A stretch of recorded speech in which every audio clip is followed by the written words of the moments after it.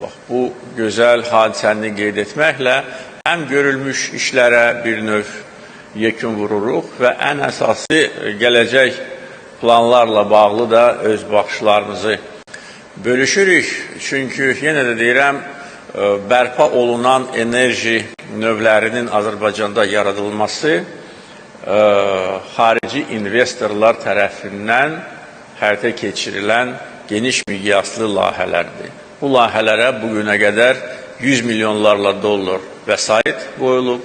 Mən bir daha həm xarici, həm yerli investorları bu qərara görə onların fəaliyyətini qiymətləndirirəm və onlara bir daha deyirəm ki, Azərbaycana sərmayə qoyun, Azərbaycan dövləti xarici sərmayələri daim qoruyur.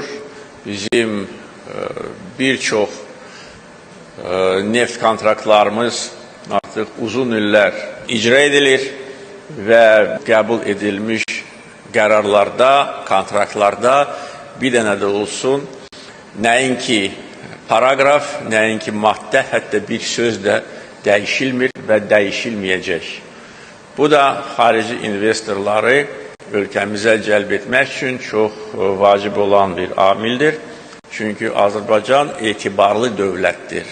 Sözümüz, imzamız qədər dəyərlidir və qanunidir.